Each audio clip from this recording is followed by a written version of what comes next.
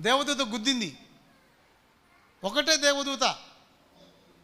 నువ్వు ప్రార్థన చేస్తే నీకు దేవదూత వచ్చి సహాయం చేయదా?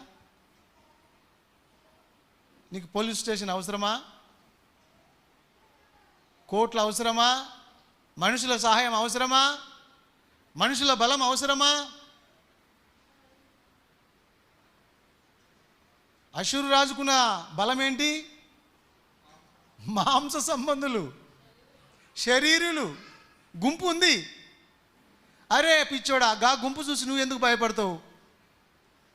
ఆ గుంపు కంటే, వానికి ఉన్న సహాయం కంటే మన పక్షంగా ఉన్న సహాయం ఎక్కువ. మనం దైవజనులం, దేవుని బిడ్డలం.